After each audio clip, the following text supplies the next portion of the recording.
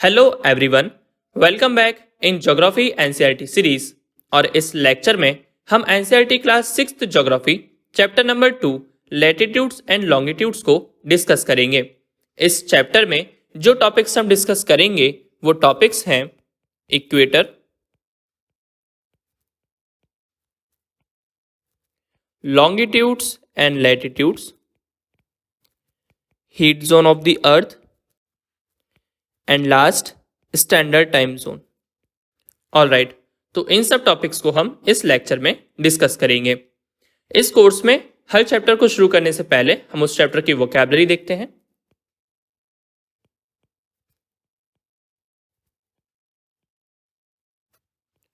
All right, पहला word है bulge. Bulge means होता है उभरा हुआ। हमारी जो अर्थ है उसके north pole and south pole flattened हैं, यानी कि चपटे हैं, एंड और सारा पार्ट उभरा हुआ है, यानी कि बल्ज है। राइट। Second, bounded.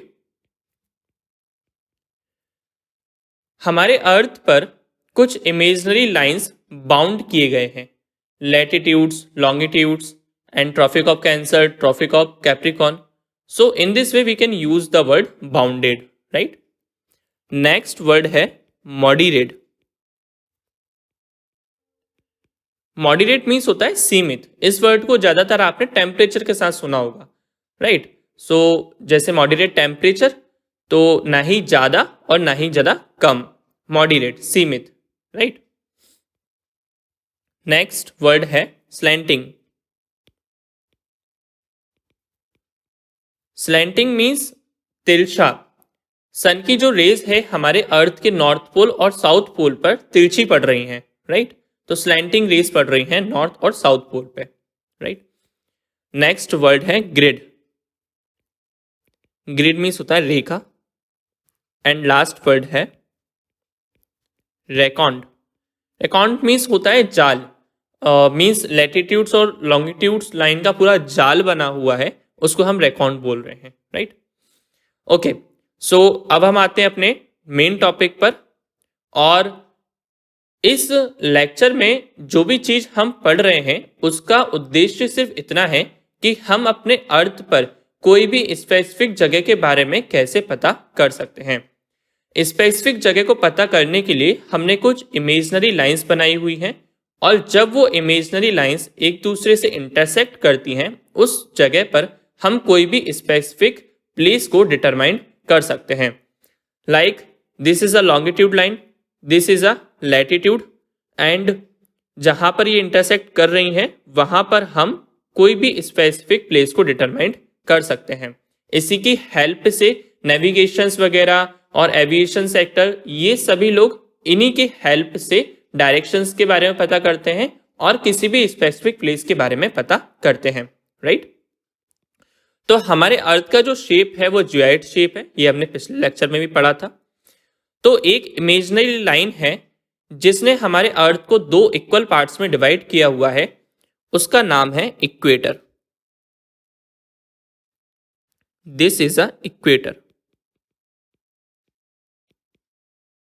इसने हमारे अर्थ को दो इक्वल पार्ट्स में डिवाइड किया हुआ है। ऊपर वाला पार्ट हो गया नॉर्थर्न हेमिस्फीयर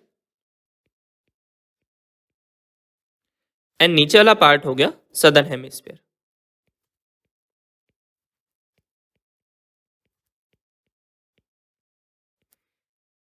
ये इक्वेटर जो है वो 0 डिग्री पर प्लेस है। राइट। एंड हम इसके डायरेक्टली पॉइंट्स को लिख लेते हैं। So the imaginary line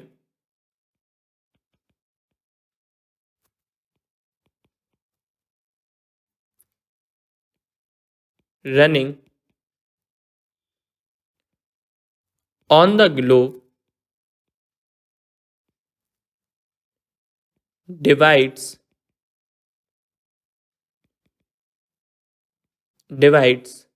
it into two equal parts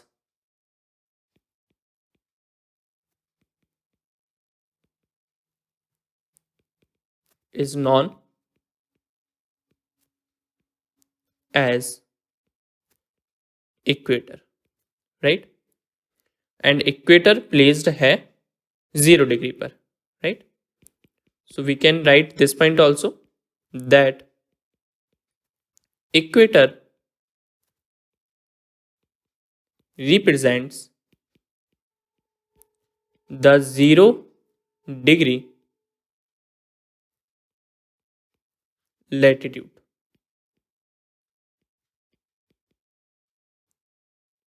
right. ये हो गया इक्वेटर के बारे में. इक्वेटर एक इमेजिनरी लाइन है जो हमारे अर्थ को दो इक्वल पार्ट्स में डिवाइड करती है, which is northern hemisphere and southern hemisphere, right. ये इक्वेटर जो है वो लैटिट्यूड है. अब ये लैटिट्यूड क्या होता है ये समझिए.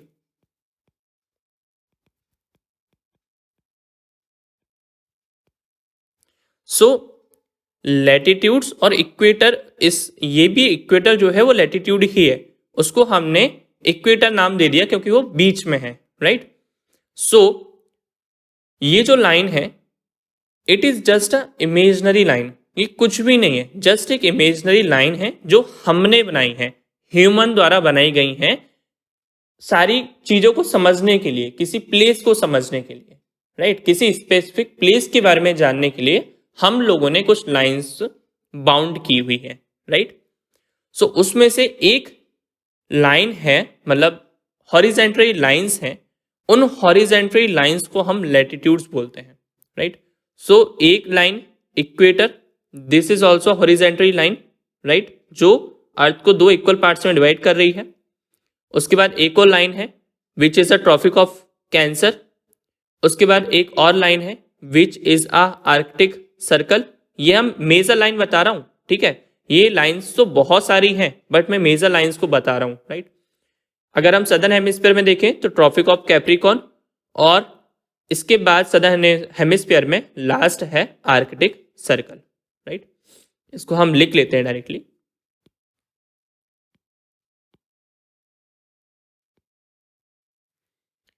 This is a Arctic circle, this is a tropic of cancer,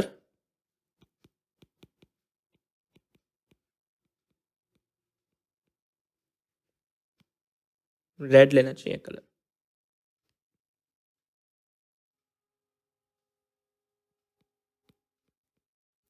right. And बीच वाला जो पार्ट है वो तो हो गया इक्वेटर, एंड इसके बाद है tropic of Capricorn,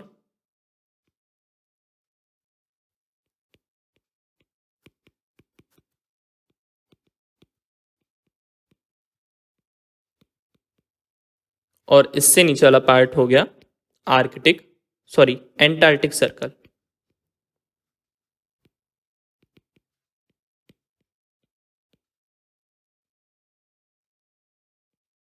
right.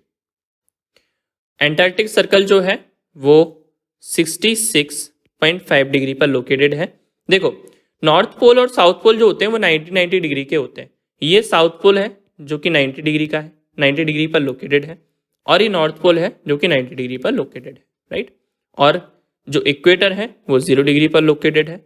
And अब ट्रॉपिक ऑफ कैंसर जो है वो Tropic of Capricorn southern hemisphere में 23.5 डिग्री पर लोकेटेड है, और Cancer of Tropic of Cancer जो है वो 23.5 डिग्री पर है. सदर्न हेमिस्फीयर में ट्रॉपिक ऑफ कैप्रिकॉन जो 23.5 डिग्री पर है, और नॉर्दर्न हेमिस्फीयर में ट्रॉपिक ऑफ कैंसर जो कि 23.5 डिग्री पर लोकेटेड है, सेम डिस्टेंस पे, राइट. आर्कटिक सर्कल को देखें तो यह है 66.5 डिग्री, और इधर ही अगर हम एंटार्क्टिक सर्कल को देखें तो वो है 66.5 डिग्री. तो हम ये मेजर इमेजनरी लाइंस को लिए हुए हैं और उनके हमने अलग अलग नेम रखे हुए हैं, और इन्हीं लाइंस को हमने क्यों लिया है आने वाले स्लाइड में बताने वाला हूं कुछ ही देर में, राइट. नाउ हम कुछ पॉइंट्स लिख लेते हैं इसी के बारे में, है ना. Okay, so what is latitude. अगर हमें लैटिट्यूड को अगर लिखकर डिटरमाइन करना हो, लिखकर हमें थोड़ा एलोबरेट करना हो तो हम कैसे करेंगे. So the horizontal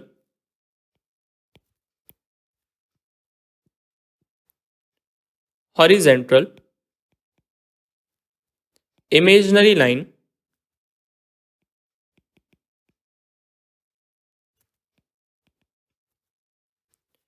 which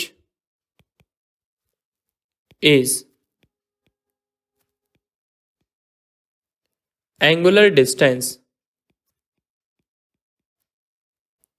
of a point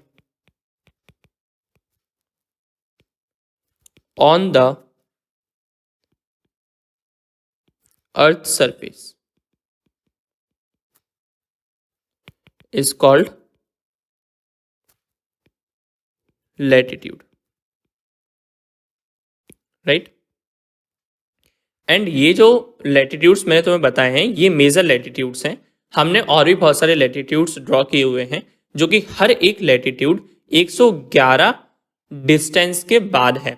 means 111 kilometre तक का डिस्टेंस डिफरेंस है, ठीक है, हर एक लैटिट्यूड के बीच में। तो हम वो भी लिख लेते हैं।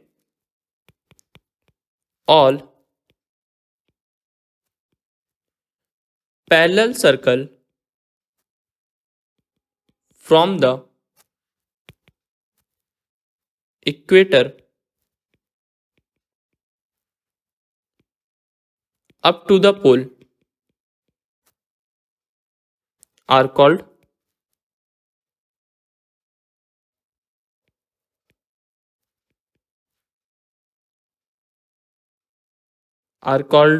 latitude तो हो गया ना। all parallel circles of the all parallel circles from the equator up to the pole are called parallel of latitude, right?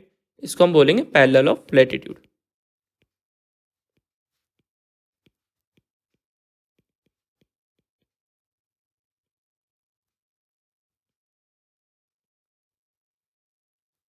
The difference between the distance of the all parallel of latitude is 111 kilometre, right.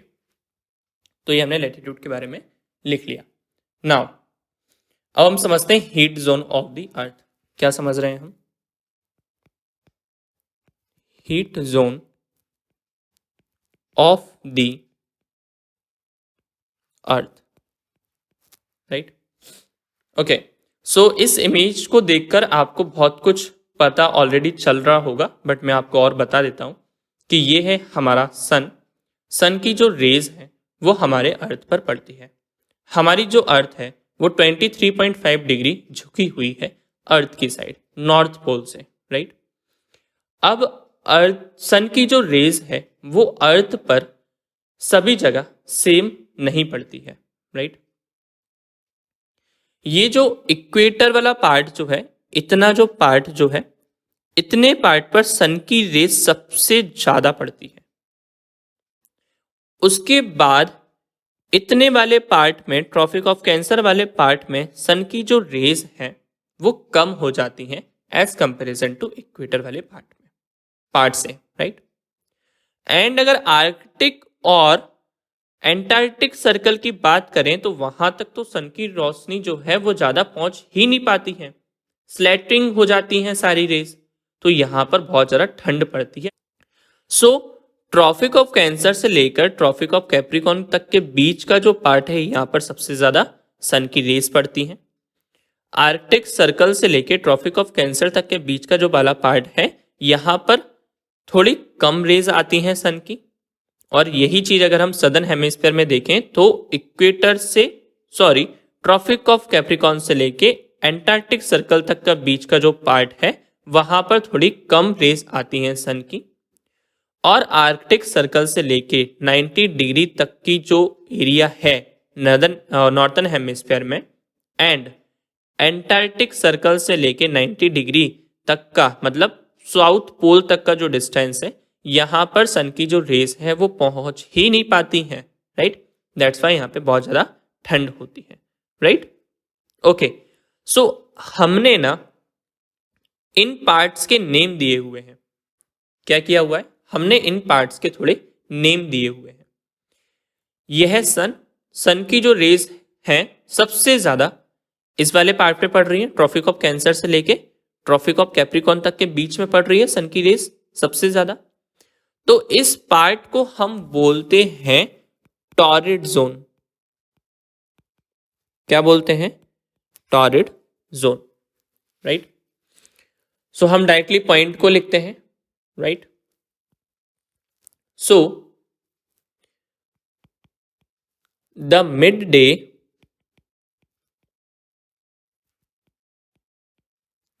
sun is exactly overhead at least once a year.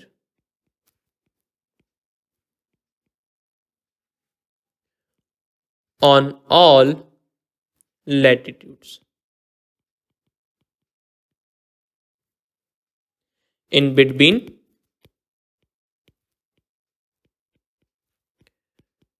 Tropic of Cancer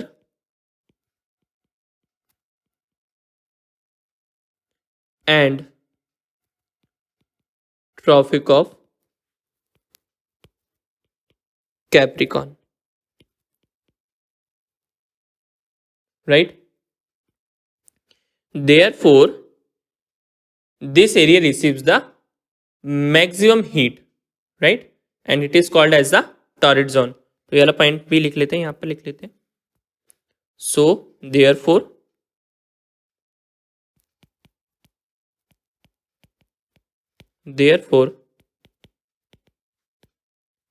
this area receives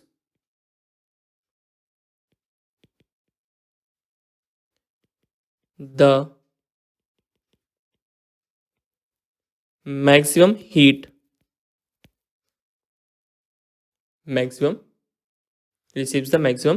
heat, right? And is called as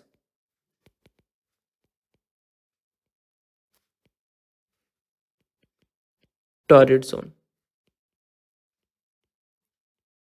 right?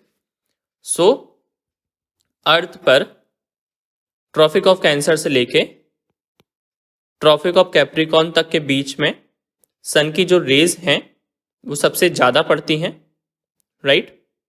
जो आप experience भी करते होगे, बिल्कुल दोपहर के वक्त mid day में बिल्कुल सन जो होता है जस्ट हमारे सर के ऊपर होता है, ठीक है, एक बार वंस अ ईयर, राइट? सो इसको हम क्या बोलते हैं? इस पूरे एरिया को बोलते हैं हम टॉरिड जोन, राइट? नेक्स्ट, अब टॉरिड जोन के बाद है टेम्परेट जोन, जहां पर सन की रेज थोड़ी कम हो जाती हैं as comparison to the equator, right? यहां पर सन की रेज थोड़ी डिक्रीज हो जाती हैं, राइट? ओके, सो सिर्फ इतनी सी बात को हम किस तरीके से पॉइंट्स में लिख सकते हैं ये आप देख सकते हैं, राइट? तो हम पढ़ रहे हैं temperate zone,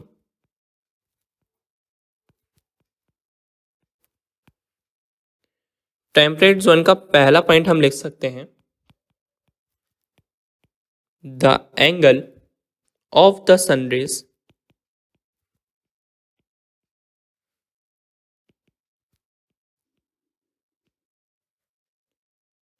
goes on decreasing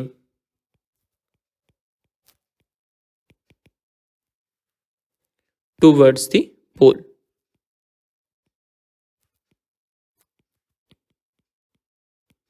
right? तो जो एंगल है सन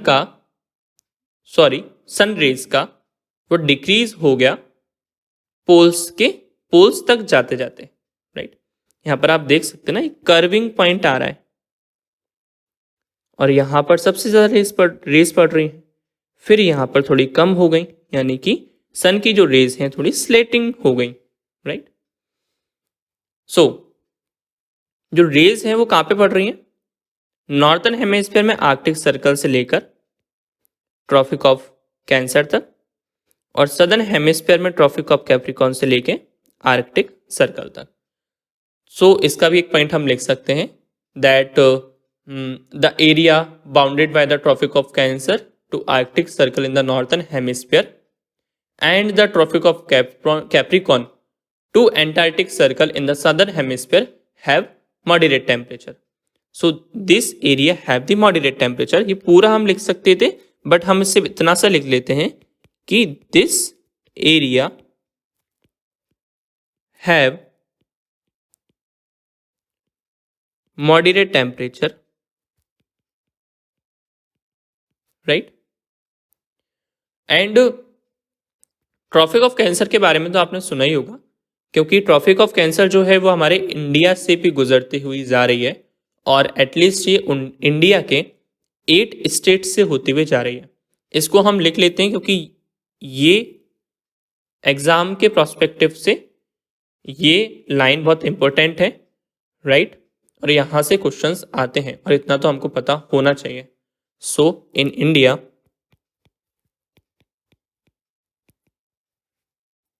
Tropic of Cancer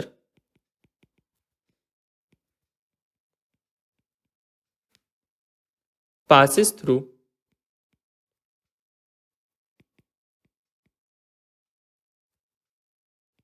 the 8 states, which is कौन कौन से हैं वो हैं राजस्थान सबसे पहले, उसके बाद आता है गुजरात,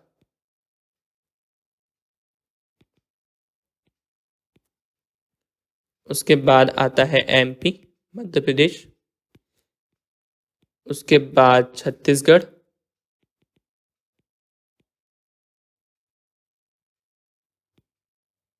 उसके बाद Jharkhand,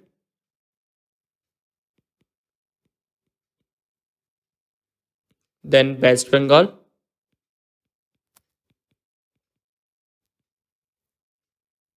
then Tripura and Mizoram, right? तो इन सभी स्टेट से होते हुए ट्रॉपिक ऑफ कैंसर गुजर रही है, राइट? नाउ अब जो सन की जो रेज हैं वो थोड़ी और स्लैंटिंग होगी, मतलब और थोड़ी तिरछी होगी. अब सन की जो रेज है वो पोल्स तक बहुत कम पहुंच पाएगी, और पोल्स तक अगर यहाँ पर कम पहुंच पा रही है, और जहाँ पर सन की जो रेज है बहुत कम पहुंचती है, उस एरिया को हम डायरेक्टली बोलते हैं फ्रिगेट जोन. ठीक है, यहाँ पर सन की रेज ना पहुंचने की वजह से टेम्परेचर बहुत कम रहता है, right? So we are talking about the frigid zone.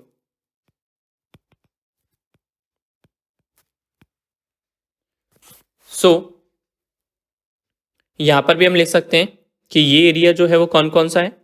ये एरिया है नॉर्थन हेमिस्फीयर के आर्कटिक सर्कल से लेके 90 डिग्री तक का, और सदर्न हेमिस्फीयर में एंटार्क्टिक सर्कल से लेके 90 डिग्री पोल तक, मतलब साउथ पोल तक का, साउथ पोल तक, right?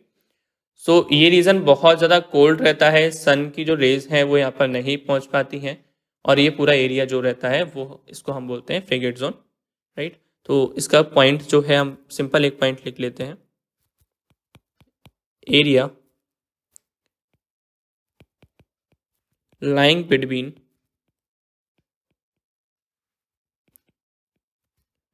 the Arctic Circle to North Pole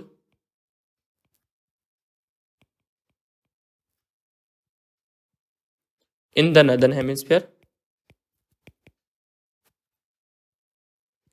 and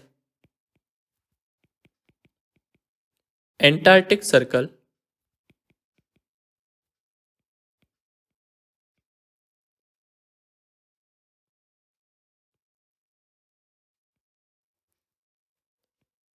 to South Pole,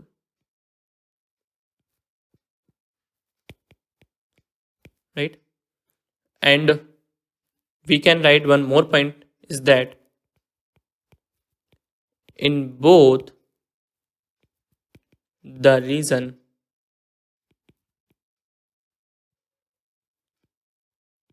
are very cold,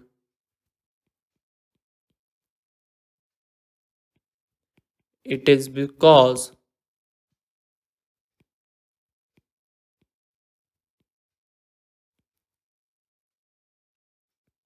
Here the sun rays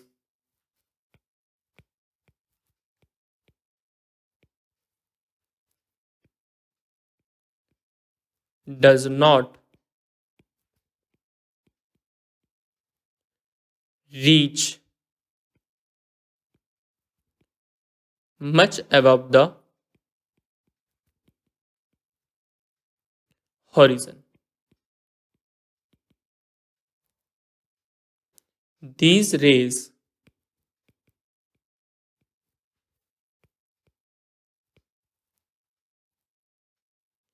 provide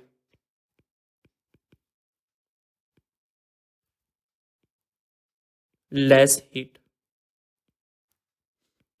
Is called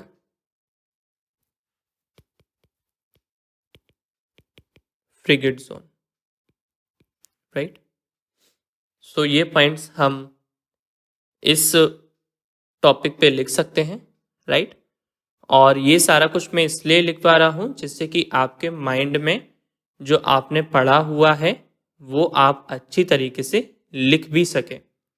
basically आप बहुत सारी चीज़ें पढ़ते हैं और जीएस वाले पार्ट में तो इतनी सारी चीज़ें हैं पढ़ने के लिए, तो इतनी सारी चीज़ें पढ़ने के बाद सभी चीज़ों को याद रखना बहुत मुश्किल होता है। तो थोड़ा बहुत जो है वो आप अपने फिंगर्स को भी याद करा दीजिए जिससे कि सारी चीज़ों को समझने में बहुत आसानी हो, राइट। तो फ्रिगेट जोन के बारे में हमने ये समझ लिया। और जिस जाल की मैं बात कर रहा था वो जाल कुछ इसी तरीके से है। ये लाइन जो है वो हो गई लॉन्गिट्यूड्स लाइन, और ये जो लाइन है वो हो गई लैटिट्यूड्स यानी कि हॉरिजेंटल लाइन। ये वर्टिकल लाइंस थी, ये वर्टिकल लाइंस के बारे में मैंने अभी बात नहीं, मतलब लॉन्गिट्यूड्स के बारे में मैंने अभी बात नहीं की। मैंने अभी बात की है सिर्फ लैटिट्यूड्स के बारे में। तो ये लैटिट्यूड्स हैं जो हमारे अर्थ पर हमने बाउंड की हुई हैं। और जब ये लैटिट्यूड्स और लॉन्गिट्यूड्स जिस जगह पर इंटरसेक्ट करती हैं वहाँ पर हम किसी भी प्लेस को स्पेसिफाई करते हैं। और ये एनसीईआरटी की इमेज है, यहाँ पर आप देख सकते हैं कि किस तरीके से पूरा जाल बना हुआ है, राइट। नाउ अब हम डायरेक्टली बात करते हैं लॉन्गिट्यूड्स की। सो वर्टिकल्स लाइन होती हैं उसको हम लॉन्गिट्यूड्स बोलते हैं, सिंपल सी बात है। जो वर्टिकल लाइन है उसको हम लॉन्गिट्यूड्स बोल रहे हैं। और मैंने बताया था कि जिस जगह पर लाइन इंटरसेक्ट करती हैं उस जगह पर हम एक स्पेसिफिक प्लेस को डिटरमाइन कर सकते हैं। बट आपने कहीं जगह पर, बहुत सारी जगह पर, या फिर आपने हॉलीवुड मूवीज में भी देखा होगा, और कहीं पर अगर आप टेक्निकल बैकग्राउंड से हो तो आपने ये वर्ड सुना होगा, 8 degree north latitude and 1 degree north, इस तरीके से कुछ बोलते हैं वो, राइट। तो ये क्या चीज है, तो ये समझते हम कि ये क्या चीज है। देखिए मैंने यहाँ पर एक एग्जाम्पल लिया हुआ है कुछ इसी तरीके का। जैसे यहाँ पर ये तो क्या हो गई, लॉन्गिट्यूड्स लाइन हो गई। कौन सी, ये हो गई लॉन्गिट्यूड्स लाइन, और ये हो गई हॉरिजेंटल लाइन। तो ये है इंटरसेक्टिंग पॉइंट। हम ये इंटरसेक्टिंग पॉइंट मान लेते हैं, कुछ इंटरसेक्टिंग पॉइंट ले रहे हैं, और इन लाइंस के हमने नेम दिए हुए हैं। हॉरिजेंटल लाइंस के हमने नेम दिए हुए A, B, C and D, and longitudes line के हमने नेम दिए हुए हैं 1, 2, 3 एंड 4, राइट। जब ये पहली लॉन्गिट्यूड ए लैटिट्यूड के साथ इंटरेक्ट करती है तो हम बोलेंगे 8 degree north latitude, 8 degree north latitude and 1 degree. So इस तरीके से हम किसी भी स्पेसिफिक प्लेस को डिटरमाइन करते हैं। सो नॉर्थ लैटिट्यूड क्यों बोल रहे हैं, क्योंकि वो नॉर्थ में है, राइट। अगर मान लेते हैं कि यहाँ पर है, मतलब ये तो इक्वेटर हो गई, इक्वेटर से ऊपर अगर जा रहे हैं तो ये लाइंस पूरी कहाँ पर होंगी, नॉर्थ में होंगी, और यहाँ पर पूरी कौन सी होंगी, साउथ में होंगी। सो 8 degree north latitude and 1 degree, इस तरीके से हम किसी भी चीज को डिटरमाइन करते हैं। सो लॉन्गिट्यूड्स क्या होते हैं समझ गए। The vertical lines bounded on the earth is called as the longitude, right. So हम क्या पर लिख सकते हैं, यहाँ पे हम लिख सकते हैं the vertical imaginary line which is angular distance of a point on the earth surface, right? It is called as a longitude, right? समझ आ गया? हमने लैटिट्यूड के बारे में पढ़ लिया और लॉन्गिट्यूड के बारे में पढ़ लिया. Both are the imaginary lines. Latitudes are the horizontal line, longitudes are the vertical lines. When both the lines are interact each other, we can specify the place on the earth, right? ये चीज आपको समझ आ गई. Now अब हम आते हैं longitudes and time पर, यानी कि स्टैंडर्ड टाइम जोन पर, कि अब ये टाइम किस तरीके से हम डिटरमाइन करते हैं. बेसिकली टाइम जो रहता है वो डिफरेंट होता है हर जगह पर. तो हम समझ रहे हैं स्टैंडर्ड टाइम जोन को, और स्टैंडर्ड टाइम जोन में आप सिर्फ कुछ चीज़ों को जानते होंगे, वो है AM और PM. तो AM और PM का मतलब क्या है? AM का फुल फॉर्म होता है एंटी मेरिडियन, और PM का फुल फॉर्म होता है प्राइम मेरिडियन, राइट? अब अर्थ जो है वो किस तरीके से रिवॉल्व करती है ये देखिए. हमने पिछले लेक्चर में भी इसको समझा था, हम इसको एक बार और समझ लेते हैं. अर्थ जो है वो अपने जगह पर भी घूम रही है और सन के अराउंड भी घूम रही है, राइट?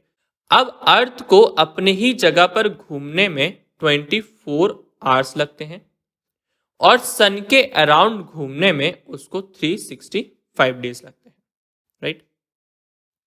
सो हम इसको लिख लेते हैं, राइट? हम लिख लेते हैं that earth makes one revolution, या फिर हम इसको वन कंप्लीट रोटेशन भी बोल सकते हैं, राइट? हम लिख देते हैं वन कंप्लीट रोटेशन ही लिखते हैं, right? One complete rotation of 360 in 1 day or 24 hours or 24 hours, right? So basically हो क्या रहा है, मतलब ये है कि अर्थ जो है 360 डिग्री घूम जाती है 24 आवर्स में. देखो, रिवॉल्यूशन और रोटेशन, इन दोनों वर्ड्स में अंतर समझो, डिफरेंस समझो. ये जो है, ये दोनों वर्ड्स, ये मैं आपको नेक्स्ट लेक्चर में पढ़ा था, बट मैं अभी ये चीज़ बता देता हूँ जिससे कि ये वाला जो कॉन्सेप्ट है वो भी आपका क्लियर हो जाए. रिवॉल्यूशन का मतलब ये है कि जब कोई बॉडी किसी दूसरी बॉडी के अराउंड घूमती है तो उसको हम रिवॉल्यूशन बोलते हैं, और जब कोई बॉडी अपनी ही जगह पर घूमती है तो उसको हम रोटेशन बोलते हैं. सो अर्थ जो है, जो सन के अराउंड घूम रही है, यानी कि वो रिवॉल्यूशन कर रही है, और अर्थ जो है वो अपनी ही जगह पर घूम रही है, इसका मतलब रोटेशन कर रही है, राइट? तो यहाँ पर जो मैं बोलना चाह रहा हूँ वो ये है कि अर्थ जो है 360 डिग्री मूव कर रही है, रोटेट कर रही है. इसलिए मैं लिखा earth makes the one complete rotation of 360. 360 degree का रोटेशन वो एक दिन में कर रही है 24 आवर में. एक दिन में कितने आवर्स होते हैं? 24 आवर होते हैं. सो 360 डिग्री वो कंप्लीट रोटेशन कंप्लीट कर रही है 24 आवर में, राइट? और अगर हम इसको 24 आवर को मिनट में देखें तो क्या होगा? 24 इंटू 60 कर दो, कितना मिनट निकल के जाएगा? अप्रोक्स ये निकल के आएगा 0.1440. ये मैंने शॉर्ट ट्रिक से किया हुआ है. सो 24 इंटू 60 इक्वल टू कितना हो गया? 1440 मिनट्स. कितने हो गए? 1440 मिनट्स, राइट? यानी कि 24 घंटे में 1440 मिनट्स होते हैं, राइट। नाउ सो हमको पता है कि अर्थ जो है वो 360 डिग्री 1440 मिनट में घूमती है। तो 1 डिग्री अगर हमको पता करना हो कि 1 डिग्री वो कितने मिनट में घूमती है, तो 1 डिग्री का अगर हमको पता करना होगा तो हम क्या करेंगे, 1440 अपॉन 360। अगर इसको हम डिवाइड करेंगे तो निकल के आएगा 4 मिनट। इसका मतलब ये है कि 1 डिग्री हमारी अर्थ 4 मिनट में घूमती है। अगर 1 डिग्री 4 मिनट में घूमती है तो 1 घंटे में कितनी डिग्री घूमेगी, तो 1 घंटे में कितने मिनट होते हैं, 60। तो 60 अपॉन 4 कर दो, काटा हमने तो यहां निकल के आएगा 15। तो 1 आवर में हमारी धरती अर्थ जो है वो 15 डिग्री घूमती है। 1 घंटे में 15 डिग्री घूमती है। अब यहां पे समझो, ये है हमारा पूरा वर्ल्ड का मैप। हमारे वर्ल्ड के मैप में एक सेंट्रल लाइन है जिसको हम बोलते हैं prime meridian,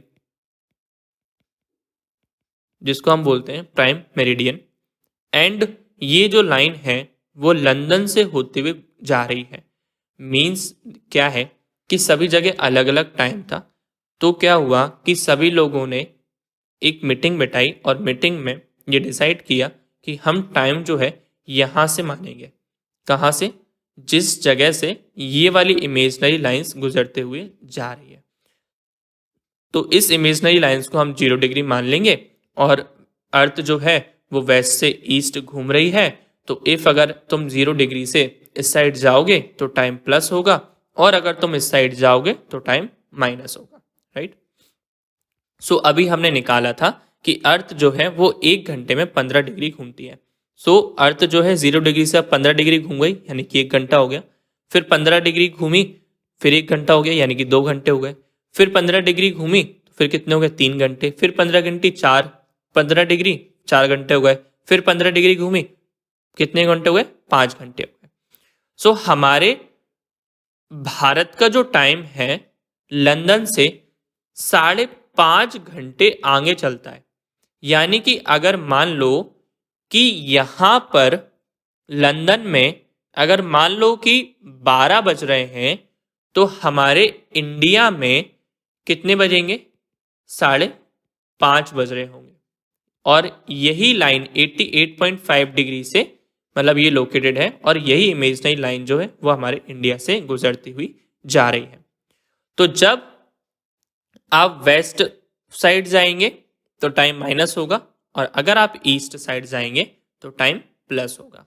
and this is a prime meridian line which is located on the 0 degree, and prime meridian line is also called as the Greenwich line. और ये किस तरीके से पूरा अरेंज्ड है यहाँ पर आप देख सकते हैं। हमारे पूरे वर्ल्ड में 24 टाइम जोन्स हैं। हमारे भारत के पास तो अभी सिर्फ एक ही टाइम जोन है, और वैसे अगर कुछ और कंट्रीज की बात करें तो उनके पास, एक ही कंट्री के पास बहुत सारे टाइम जोन्स हैं। अगर हम रशिया की बात करें तो रशिया के पास एटलीस्ट 12 टाइम जोन्स हैं, ठीक है। तो उस बेसिस पे हम अपने देश का, अपने कंट्री का टाइम पता करते हैं, राइट।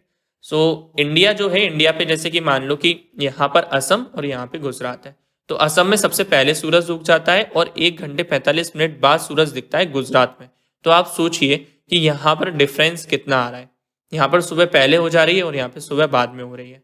तो इस तरीके से टाइम जोन को एक्सेप्ट करना, खुद का टाइम जोन बनाना बहुत इंपॉर्टेंट था, राइट। और इतनी, ये तो हमारे पूरी अपनी कंट्री में इतनी दिक्कत आ रही है, तो पूरे वर्ल्ड में अगर टाइम जोन्स अगर डिफरेंट रहेगा तो कितनी दिक्कत आएंगी ये आप समझ सकते हो।